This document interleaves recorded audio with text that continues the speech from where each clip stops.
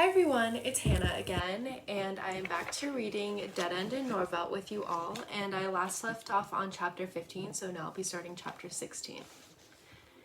"We're in business," Miss Volker hollered over the phone before I heard the receiver drop and bounce across the floor like a fish flopping around.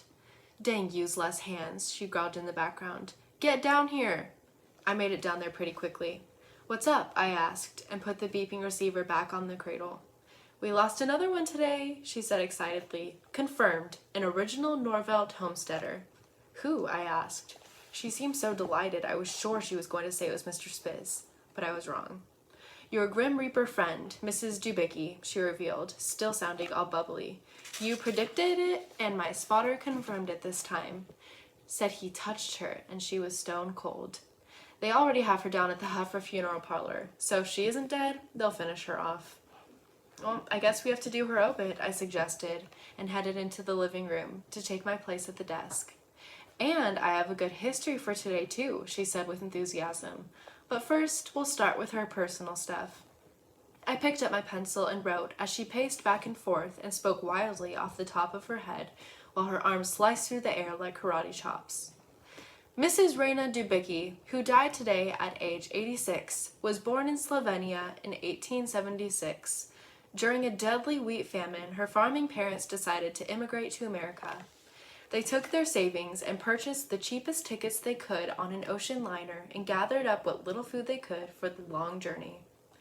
Their tiny room was in the dank bottom of the boat, and it took weeks to travel down the Adriatic Sea and around the boot of Italy, and across the Mediterranean Sea and through the Strait of Gibraltar and across the Atlantic Ocean. Partway through the trip, they ran out of food and were living on handouts and kitchen scraps and were barely half alive by the time the boat pulled into New York City. They were thrilled with having made their way to a new country and cried tears of joy as they passed the Statue of Liberty. But they were also crying from a terrible tragedy. Somehow, along the way, they lost their daughter. Mrs. Dubicki was 6 years old and tiny, and her parents had not seen her in days. They were afraid to tell anyone that she vanished, for fear that they would be arrested and sent back to Slovenia to starve. Mrs. Dubicki was a sleepwalker, and her parents worried that she had wretchedly stepped overboard one night and been eaten by sharks or swallowed by a whale. After a final futile search for her, they had to disembark along with the rest of the passengers. The boat took on the cargo and turned right around and went back to Slovenia. Her parents were heartbroken. Where could their daughter be, they asked, without an answer, but they did not give up hope. Well, about the time the ship pulled back into the Slovenian port, the fat and adept Mrs. Dubicki slipped out of her hiding place within the captain's private kitchen pantry. Weeks before, she sneaked in and hid while the door was open, but got trapped when the door was locked. She had been feasting on the captain's good food, and when she made her way onto the deck to locate her parents, she declared to a sailor that Slovenia and New York looked exactly the same. It was soon discovered that she was a lost girl who had failed to get off in New York, so she was assigned to a host family, and when the boat turned around and headed back to New York, she remained on board. At immigration, her parents were tracked down, and she was united, and this is how Mrs. Dubicki came twice to America. And as she liked to say, twice was enough, so I never left again. She married Tadeusz Dubicki, and together they had 7 children and 5 grandchildren. Mr. Dubicki was a coal miner in Calumet and passed away from a black lung disease. The children who lived with them after they moved to Norvelt have all moved away, but Mrs. Dubicki stayed in her Norvelt home. In recent times, she had been ill with a muscular disease which gave her the shakes, cramping convulsions, and uncontrollable spasms that led to her death from cardiac arrest the day following her grandson's birthday on July 3rd. She was a member of the Roosevelt Food Bank for the Needy, a devout Methodist, a Girl Scout den mother, and a cook for the volunteer fire department. She will be missed by all who knew her. She will be cremated at the Huffer funeral parlor on July 5th, and soon a burial ceremony will take place at St. George's Cemetery. I wrote that all down. "Is there more?" I asked, because I was a little tired of Mrs. Dubicki. "Yes," Miss Volker replied, "but that's enough about her. We've got other things to think about because dying on July 4th really brings up some interesting history, which we have to get into the newspaper. So write this down, but I'll keep it short. I quickly sharpened my pencil, cracked my knuckles, yawned, stretched my arms, and was ready.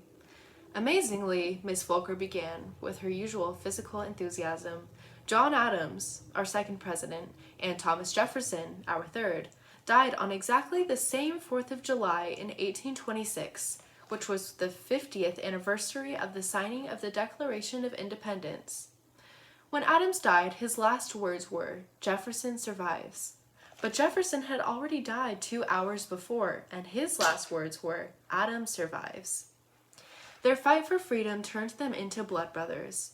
Both presidents were great patriots and signers of the Declaration of Independence, and it is a majestic coincidence that they would both die on the day all Americans celebrate as the birth of their country.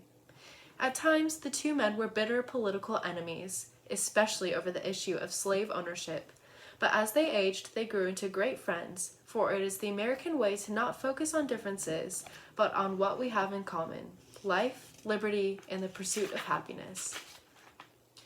The moment she paused to catch her breath, I raised my hand like I did in school. "Excuse me, Miss Volker," I called out. "What?" she snapped. "I'm speaking." "Is it really true what you said about Adams and Jefferson having almost the last same words at almost the exact same time?" She exhaled and looked at me as if I were an idiot. "Most of what I say is true," she replied, "but if you don't know your history, you won't know the difference between truth and wishful thinking." "Well, which is this, truth or wishful thinking?" I dared to ask. "Look it up for yourself," she said impatiently and turned her back on me. "Now, let's continue the obit, shall we?" "Okay," I said quickly and lifted my pencil. "Mrs. Roosevelt," she said loudly, "was especially fond of a Jeffersonian principle that shaped the planning of Norvelt. Jefferson believed that every American should have a house on a large enough piece of fertile property so that during hard times, when money was difficult to come by, a man and woman would always be able to grow crops and have enough food to feed their family. Jefferson believed that the farmer was the key to America and that a well-run family farm was the model for a well-run government. Mrs. Roosevelt felt the same, and we in Norvelt kept that belief alive." After speaking her last word, Miss Volker bowed her head in prayer. When she finished, she plopped down on her couch like a string puppet that had been cut loose.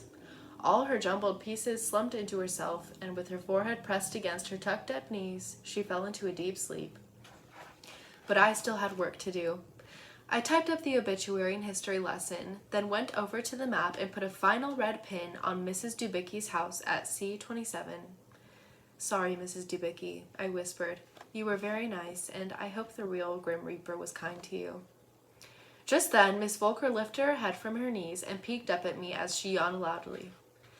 "Anything I can get you before I take off?" I asked. "Yes," she replied. "I want you to take a sleeve of Thin Mints and line them up on the edge of the kitchen counter, and then, when I'm hungry, I can just bend over and sweep a cookie into my mouth like I'm scoring a goal in hockey." "What about milk?" I asked. "Just put a straw in a bottle and leave it on the counter. That will make a nice dinner." "Sure," I said, and after I got her set up, I ran down to the newspaper office where Mr. Green was smoking his pipe. A cloud of smoke hung over his head like a cartoon thought bubble full of swirling, unformed thoughts.